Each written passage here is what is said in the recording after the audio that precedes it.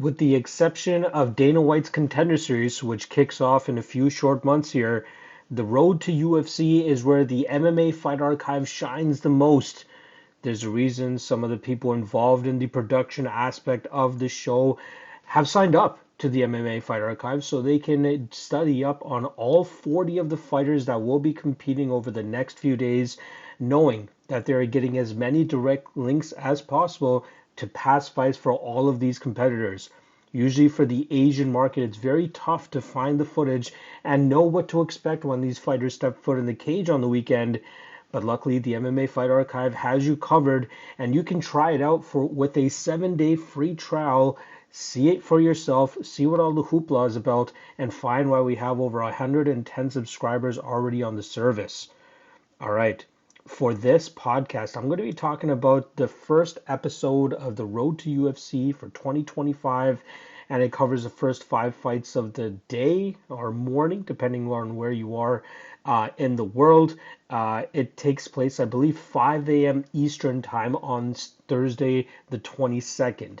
And then the second episode, I believe, is going to be at 7 or 8 a.m. And then they have episode 3 and 4 the next day at the same time slots. From jump, I obviously want to talk about the elephant in the room here in regards to the production of this episode. No video. For you guys follow me for a little bit, you know that I'm in the middle of a big move right now, and I just flew back to where I originally lived to do this last move. I got a little bit more to pack to ship out to where I live now. So don't have any of my recording equipment. Even the audio is horrible. I'm using my Beats headphones, and I do not like it. But still want to get this content out for you guys as always. So appreciate you guys bearing with me there. And I'll be back at my new place next week. So hopefully half of the next UFC content will at least be in the studio and slowly being built up. So keep your eyes peeled for that. All right. Like I said, we're going to talk about the first 5 fights on episode 1 here for Road to UFC. I just finished studying up on it, so it's fresh on my mind. So let's get right down to this bad boy. First matchup up, we got Zhao Feng going up against Arisa Matsuda. Feng is the fighter that was brutally knocked out by the doctor, Shi Ming, back in November at UFC Macau, and that was the Road to UFC finale for that season. Feng had an 8-fight winning streak leading into that matchup, and she was clearly up on 2 scorecards going into that final round until tragedy struck with just about a minute into that final round, where Shi Ming landed that nasty head kick that put Feng clean out. 7 months later, the doctors and everybody have sanctioned and commissioned Feng to return to action here, and she finds herself as a minus 400 favorite once again. She's a very solid striker who normally utilizes her length and reach to keep opponents at bay, utilizing straight shots down the pipe and decent striking from distance, even with her kicks. In the past, opponents have taken advantage of her with her defensive grappling issues, but she's clearly improved that, as she even showed in that fight that she had against Shi Ming back in November. Matsuda, on the other side, is a 6-0 prospect coming over from the Deep Jewels promotion. She was a champion that she won back at the ending of 2023 in a controversial split decision over Machi Fukuda, in a fight that I thought Fukuda actually deserved to win that fight. You know, it was one where Fukuda was able to utilize her grappling and wrestling to keep Matsuda on her back, but it seemed like the judges were favoring the minimal damage that Matsuda was landing in return. Now, Matsuda is not that bad. You know, I mean, I just question her level of competition. She's fighting a lot of really old fighters or fighting opponents that are making their pro debuts. She likes to strike more often than not. She has some decent grappling chops of her own, but I really think it's her lack of experience against tougher competition, which is going to work against her here, even with the potential she may bring to the table. In this matchup against Feng, I expect Feng to get her hand raised. I think Feng will be the sharper striker. I think she'll be able to shut down any of the grappling that Matsuda may look to implement. But at minus 400, it's tough to completely trust her, considering this is her first fight back after being brutally knocked out. So who knows what that could do to her confidence and her, just game overall. But if she shows up as she did even against Ming Shi or Shi Ming, she should have a decent enough time here dealing with Matsuda, picking her apart from distance, and winning this fight on the scorecards. All right, next up we got Wataru Yamauchi coming in at minus 150, going up against Namsarai Batbayar coming in at plus 130. Now, this is a fun matchup where we got a striker in Yamauchi who's very nasty with the combinations. He loves to apply pressure, walk his opponents down, and slowly pick them apart with a barrage of punches, starting with the jab, mixing it up with the hooks, taking it down to the body. Very, very fun striker. He has 3 finishes in his 7 pro wins, with 2 of them coming by knockout, with that other one obviously by submission much earlier in his career.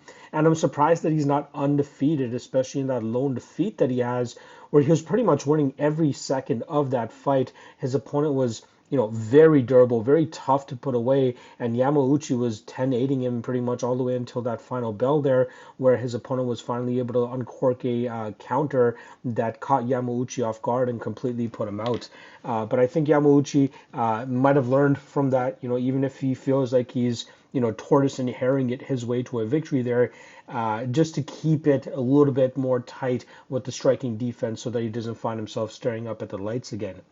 Now he's going up against a Mongolian fighter here whose lone defeat comes to Nyamjigal Tumendembarel, who is already on the UFC roster himself. And Batbayar seems like a fighter that likes to take opponents to the ground and quickly look for their back so that he can sink in the rear naked choke. Tumendembarel was almost a victim to that rear naked choke throughout that first round, but showed great submission defense, and that eventually led to him turning the tables on Batbayar and getting the submission finish himself in the second round. Batbayar is strong, he's physical, clearly wants to get fights to the ground immediately, especially with the reckless striking game we've known to see from him so far. And that obviously leaves openings for better strikers to get the better of him, but then they also have to deal with the takedowns and chain wrestling attempts that come their way as well.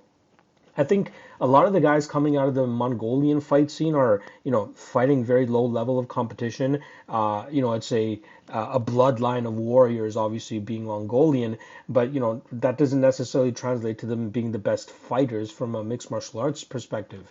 They like to throw down, they want to throw, haymakers and all that stuff. But when they fight opponents that are, technically superior and can take advantage of those reckless mannerisms, then obviously they find themselves on the, shit end of the stick essentially. And here with Yamauchi, I think he can stop the takedowns of Batbayar. Everything that I've seen so far, his takedown defense and his grappling defense looks very much on point. And I think from there, he's going to start to punish Batbayar on the feet, picking him apart with strikes. I don't know if it leads to a knockout, but I think throughout this matchup, we'll see Yamauchi start pulling away with, surmounting a solid amount of damage and then ending up winning this fight on the scorecards. But at minus 150, I don't mind that line at all. All right, next up we got Keiichiro Nakamura coming in at plus 175, going up against Eojin Park, who comes in at minus 205. Now, Nakamura has all 5 of his pro wins coming by first round knockout. So it's obvious that he trusts the power in his hands and lets them go very confidently and eventually finds that knockout. A lot of his opponents look to take him to the ground and obviously try to submit him or at least keep him away from utilizing his big power. And his first opponent was actually able to do that, where we saw Nakamura lose his pro debut back in April of 2022, where it seemed like a relentless wrestler was able to just grind him out and eventually finish him in the last minute of that fight by submission. Nakamura has clearly been improving his defenses since then. His takedown defense has slightly improved, but he does still give up some control time and takes a little bit too long to work out of these bad positions.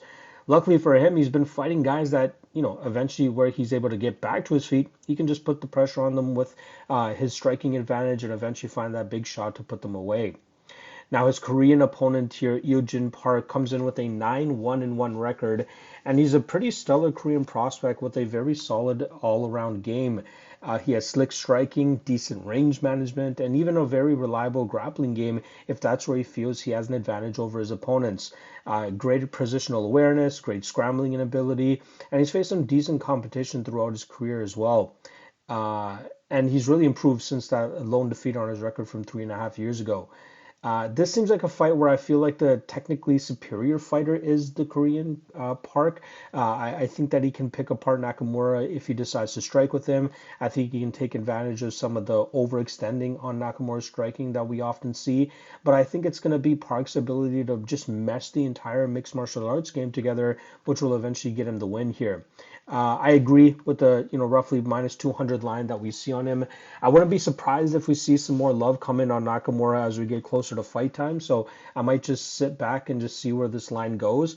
But I think that Park can do a good enough job in terms of just staying away from the power, eventually getting to his clinch, his wrestling, wearing down the arms of Nakamura so he's not as dangerous of a striker in the second or third rounds, and then maybe even finish him in the final round with the grappling advantage that he holds. So give me Yeojin Park to let's get a third round TKO here, and I'm just throwing out these method of victories, even though I don't think bookies will release props for these fights. I don't even see any totals as of yet. So and again, we're like 12, 13 hours away from the fights actually taking place. So if they don't have the totals by now, I don't have much confidence that they'll actually release much totals for these cards. All right, next up. We got Shui Yin coming in at minus 240 going up against Kai Yoshida, who comes in at plus 200. Now, this is going to be the second stint for Yin on the road to UFC. He came up short back in May against Kiro Singh Sahota, who was able to get a split decision victory over Yin, and I thought that was the correct call. It looked like a fight that came down to the third round to me as Yin took round one, Sahota took round two, and then round three, yeah, Yin was able to get some good control time, but he was just fighting to maintain position while Sahota was the one actually landing damage throughout that round. Whether it was from elbows from when he was on his back or elbows when he was up against the cage, working back to his feet.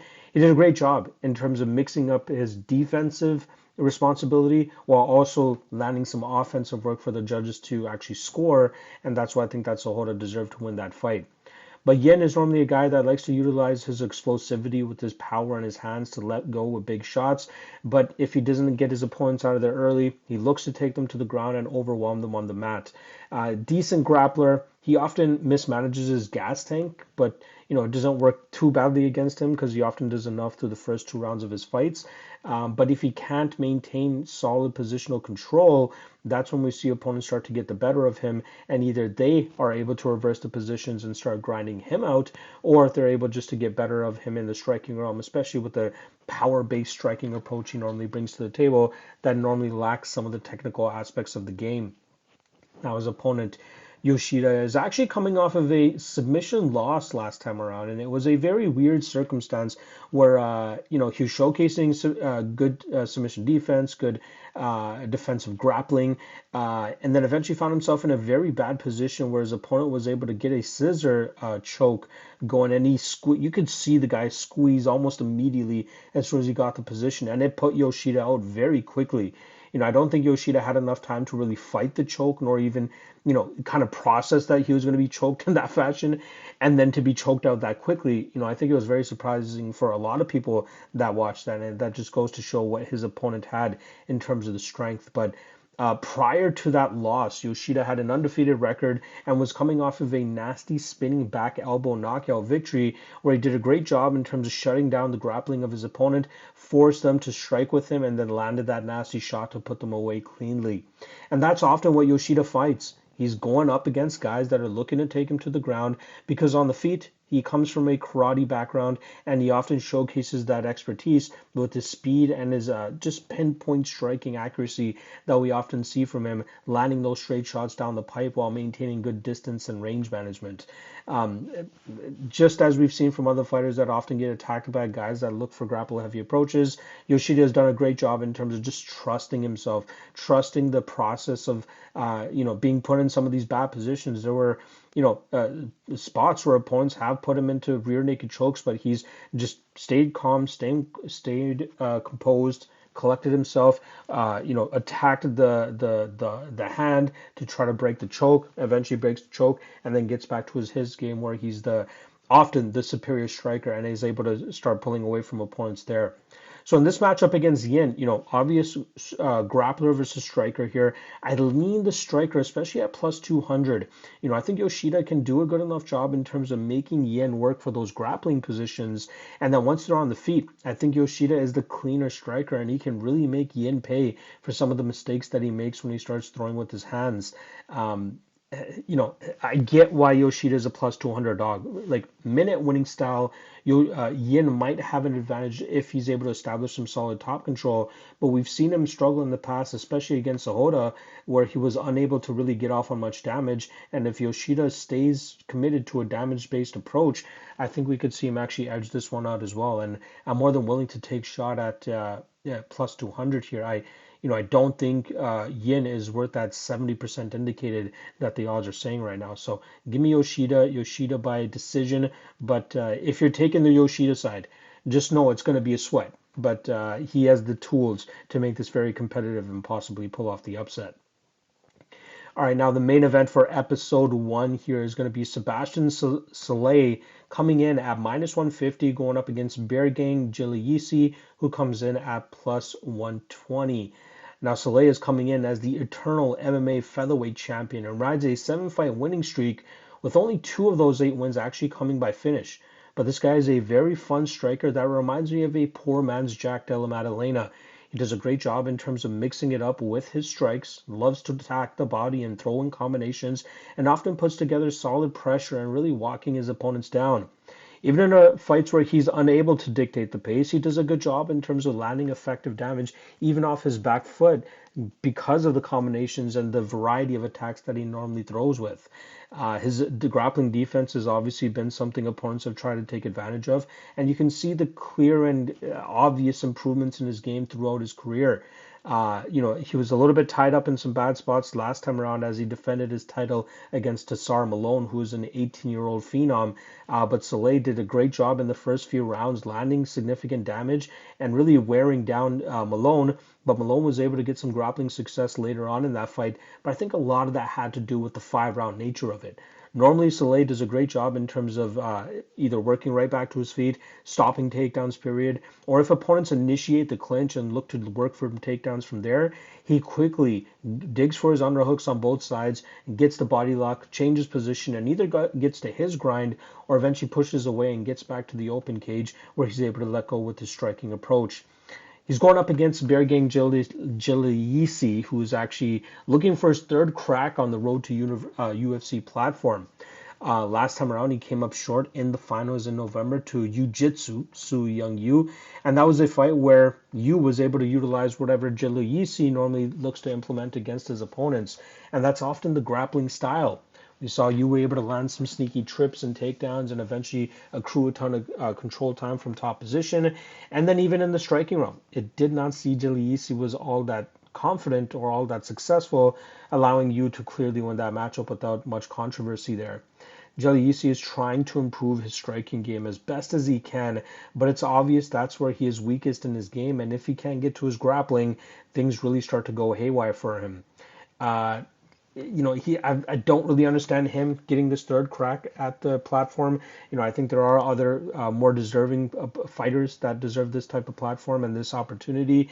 But maybe there's something that the UFC sees in Jieleyisi to continuously bring him back to this stage. Unfortunately for him, I think the 3rd time is not going to be the charm as he goes up against Szalay, who I just think is the better overall fighter. I think Szalay has the good enough takedown defense to really make Jieleyisi work in the clinch and work for those takedowns. And then once they're back into the open cage, I think we'll see Szalay really control the pace and dictate the pace with his striking and with his aggression. Look for him to start walking down Jieleyisi, landing combinations, countering effectively, and just shutting down any type of clinch or grappling that Jieleyisi looks to bring to the table. I also wouldn't be surprised if Szalay is actually the one that looks to implement his own grappling, because I think he could have some success in that realm as well. At minus 150, I think he's starting to take some action now, so he might be minus 160, minus 170 by the time you guys hear this. But I do like the Australian here to get the victory. I think he outpoints Jieleyisi, touches him up on the feet, and eventually wins this fight on the scorecards. There you guys go. that's all you guys are going to get for the Road to UFC for this weekend. The rest of the breakdowns will only be in written form on the Lock of the Night Patreon page. That is due to a combination of me not having a whole lot of time here, obviously packing and getting the final arrangements done for my final move here, but also my ability to research the rest of the card in a timely fashion, as well as getting to LFA. I believe LFA 209 is the card which goes down tomorrow, which goes down on Friday. And I want to release a podcast for that for you guys as well, so you guys can expect that, Thursday afternoon slash evening ish. So stay tuned for that. Probably I'd say closer to the evening, but yeah. I apologize. I know you guys want all 20 fights for Road to UFC broken down, but you'll find them in written form on the Lock of the Night Patreon page. Check the link in the description below for that. I already got a few track plays that I've already made for this card, and I'm sure I'll have plenty more as I continue to work through the rest of it. So hopefully you guys hop on the Patreon page and we can cash some tickets together on this UFC off week. All right. That's a wrap on the podcast here. I'll see you guys again tomorrow for the Legacy Warriors podcast breaking down LFA 209. See you guys then. Peace.